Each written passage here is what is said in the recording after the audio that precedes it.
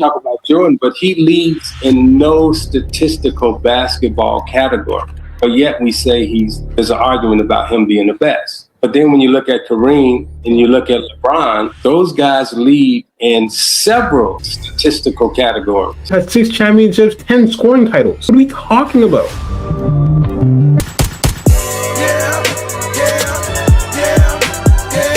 What's up, YouTube? It's Tyler Knight, YouTube Tyler's Life. I'm about to be reacting to NBA players share most epic Michael Jordan stories you ever heard before.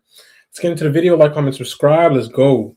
He catches the ball. He catches. He looks at Tom and I like, this ain't preseason. Now I'm talking shit to him. I'm telling him, come on, what you gonna do? So as I say that, man, he dunked for the 40 on everybody. never talk shit to Mike ever again in life. Jordan stands up in the room and he says, "You tell that boy Dan Marley, I got something for him tonight." I stood up. I couldn't hardly walk. I mean, literally, we had played the night before, traveled that day. I was stiff as a board. Scottie Pippen in the room, Horace Grant. I mean, we just playing this game called Tonk. Okay, and we just going at it. He looked at Tom and I. He said, "I'm gonna give your boy 40 in an exhibition game." Yeah, we like who? Dan. I'm like, yeah, okay, whatever. Bet 100. Bet 200. I took the bet. Tom took the bet. So he starts the game, and he just going nuts. I'm over there still stiff. I got heat packs under my clothes, man. I'm like stiff. This man's out there going crazy. And Tom and I sitting there looking at him like, this dude is just insane. So he had about 34. And he walks over to the bench, and he catches the ball. He catches it. He looks at Tom and I like, get that money ready. He catches the ball, and Dan's guarding him. He reverse pivots on him, so Dan's got to backed up, and he went right, and he just tried to tear the rim down. Tongue wag, he went down like this, right, and holding up 400. Nobody knew what the 4 was, right? And so Cotton called a timeout. Hey, Tony, why should people come to the AI Advantage Summit April 23rd through the... And Michael came over after the timeout. He said, "Cotton, the boys, they were playing cards with me all day. Told on us. That's why they're not playing. And they bet me too. I told them I was going to give your boy Dan Marley 40. And we sitting over there. And Cotton turns to Dan, who's a rookie, right? Because Dan supposedly locked Jordan up in the Olympics, right? Cotton looks at Dan and said, "Dan, what did you do to Michael? Just messing with him." And Dan was like, "I didn't do anything to him." So we fell out laughing. And he went, man, he dunked for the 40 on everybody. And look, what ran past bench, I want my money. Checked himself out the game. Well, you know, MJ. MJ is one of those guys. There's only like 2 people. Maybe there's. Correct me if I'm wrong. But these are the only players that I've heard say they're going to do something and then do it. Larry Bird and Michael Jordan. Those are the 2 players that I've heard like, I'm gonna do this, and you like. There's literally nothing you can do about it. I'm gonna put a bet on it. Like I know 100% that I'm gonna go for this, and it's gonna happen, and it's inevitable. I'm gonna get it. If it's 40, if it's a bucket, I'm gonna do a spin around jumper, fade, and I'm telling you before, like you know what I'm gonna do, you know how to defend it, but it's gonna go in either way, type of thing. So yeah, those 2 guys are ridiculous. You have a next level power in the game of basketball against the world's greatest players at that moment. Like the fact that you can even do that is insane.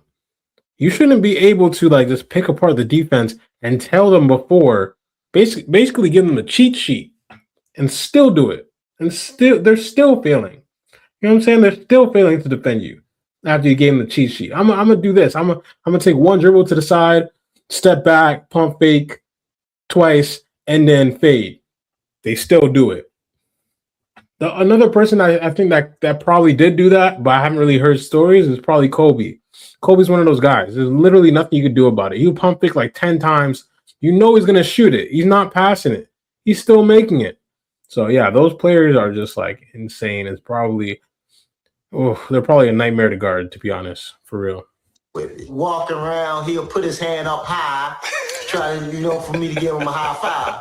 And I'll put my hand down low, like, and then you come down and give me a low five. It was some stuff that's going on in the internet where they say that he called me a midget, which is not true. He always called me short, little fella. We playing against them. Of course, he got the ball. He just came back from retirement. He got the ball up in the air. I'm playing on the baseline one-on-one. And of course, everybody on my team know that I don't like help. Don't come and help me. I don't care where you are. And I guess it became infamous because he got it's a card that's out where he holding the ball up, and I'm looking right at him. I seen it. And I'm talking shit to him. I seen it. And I'm talking shit to him. I'm telling him, come on, what you gonna do? And then all of a sudden, he started to try to back me in. And then all of a sudden, he tried to turn around and shoot his little jumper. I smacked it down, but they called illegal defense on somebody because they was on across the line. But I always fucking with that time. Look, you know that was a steal, don't you? Michael with Muggsy on him. Look at this.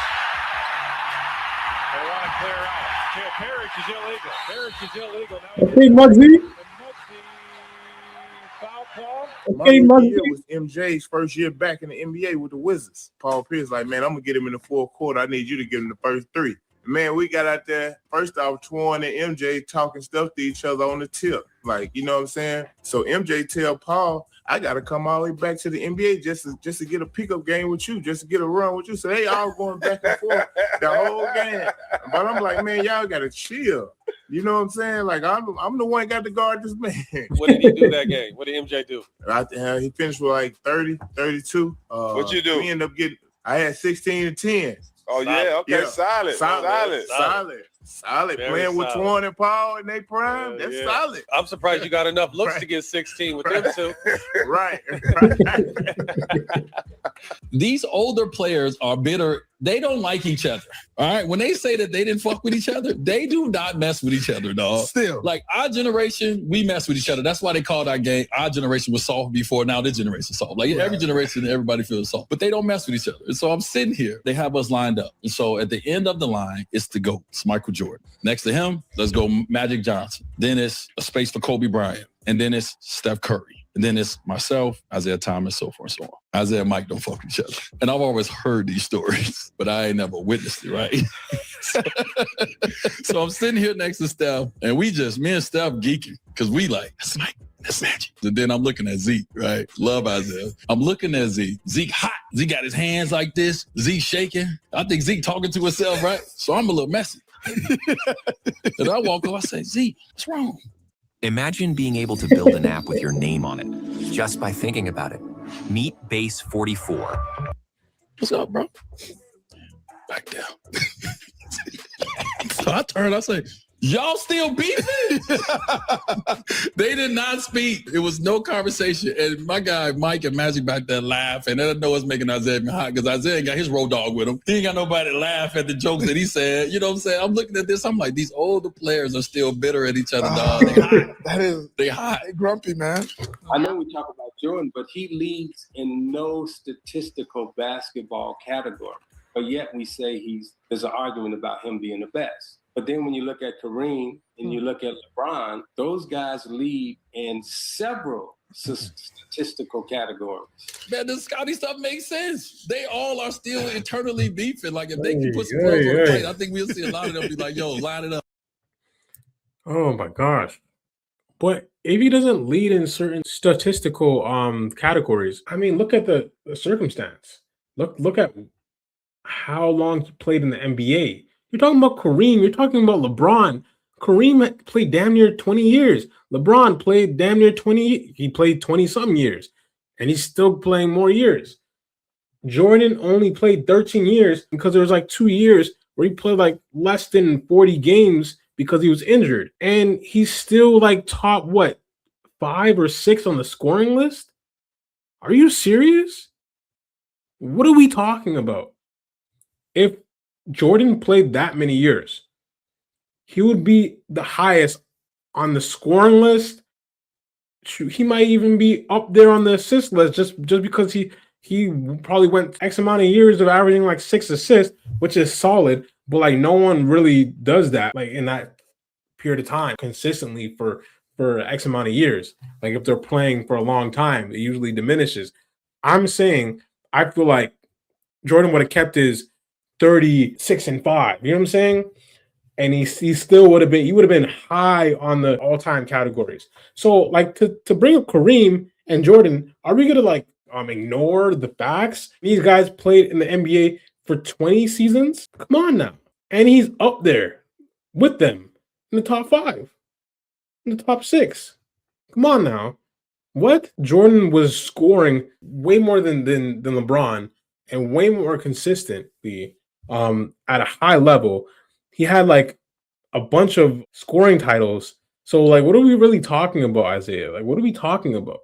If you're going to talk about the facts, okay, that's a fact, but it's not really a fair estimate because he played less years. Let's be honest. Please, let's be honest. In the sample size that he played, that's the best sample size ever. There's nobody that's played that good in that period of time. Come on now. Nobody. I don't care what anybody says, including the 6 championships. Had 6 championships and like a bunch of scoring, like 10 scoring titles. What are we talking about? Oh, bro, let's go. Listen, he was a dog. You understand? Everybody think Mike used the big words and charisma and the smile, and it's a whole nother side to that, y'all. Anyway, I'm playing, right? But JR is having a good game. You know, JR Mike. JR Ryder. JR Ryder. Shout out to JR Ryder, right? Easy Rider. So as we come out the timeout, I was just like, yo, keep killing that nigga, yo. Killing that nigga. Boning, yo, straight up. You have a good game, Joe. Keep going. But it was on some like just fly by, like he was like, yeah, you too. So as I'm walking off, nigga, right here. Mike can hear me, but I don't really give a fuck. So I'm like, keep killing that nigga, yo. You killing that motherfucker. So as I say that, I feel it. Hands on hips, legs locked. Then look, nigga stabbed me for about 15 seconds. So I start to feel it. There's 2 ways you can go in this. I can walk this off out like I don't even feel it and play it off and dummy out. Oh, fuck that. Now I'm in here, I got turn this motherfucker on. So I'm on. Keep killing this nigga. Okay, keep it up. So I hear JR go, yo, all right, yo, fella, keep going. Yeah, you too. So he's trying to get me off and over. I don't even, now that I recall it, he was trying to kind of just get off and over. So he go, hey, look, Mike, he don't really know how I see him and Mike having a conversation. So he's like, he don't really know he excited, whatever. So now MJ on the back leg joint, he's leaning on you. Is that right? Okay, yeah, huh? I can't even really describe the next like 6 to 7 minutes of play, y'all. In this next 6 to 7 minutes of play, y'all, we get 2, not 1, 2 10-second calls. When you bring the ball up, you got to get half 2 10-second calls. We down 25 now. It was just that 2. Mike had 18. He had like 40 now. JR, myself, we ain't scored in like about 4 minutes. Then I subbed like 3 of the starters. Like it got bad quick, y'all. You come to the bench like this. I ordered myself some new glasses from this company called Kits. Oh my God, I'm so excited. This is... So I was like, JR, man, my bad, dog. I'm sorry, man. I'm sorry. He was like, it's cool, man. I told you, just shut your ass up, man. You're not fucking. Never talk shit to Mike ever again in life. Yeah, I was talking shit to him in preseason. I didn't know that they don't play in preseason. Right. So I'm killing him. Had about 21. He played about 7, 8 minutes. Then all of a sudden, we got to play him in the first game of the regular season. He come to Seattle. First thing he get on the floor, he was like, Pip, Armstrong, the young fella, he mine all night. And he bust his ass all night. And he's like, this ain't preseason. You know what I'm saying? Man, he remembered it, man. And then all of a sudden, man, I get quick 2 fouls, man, in 4 minutes, man. I sit down, man, I'm got 35, 7, 10. I'm over there with no chewing that gum, looking at me like after the game, he's like, welcome to the NBA. So we're at the Kentucky Derby, and Mike. He's one of those guys where he will show you like it's not a good idea to talk trash to him. It's not a good idea. Like I've said in my other videos, he uses that as motivation. That's literally his fuel. If he's just chilling throughout the game, he's probably going to end the game with like 35. No, he's going to end the game with 25 and 5. Like that's a regular game for him. You want to give him an extra notch to go off and blow out your team and end up with 45, talk trash. That's the solution if you want him to give you 45, 5-5, and lose the game by 30. If that's what you want, talk trash. Yeah. you might as well just talk trash the whole game. The whole game. He's going off. He's going stupid. He's embarrassing you. He's making you traumatized about how bad he's giving you the work. And you're going to be on the bench huffing and puffing at the end of the game. For real. Who's right here? Oakley's over here. I don't see him. But usually where Michael is, Oakley is close to punching anybody in the face.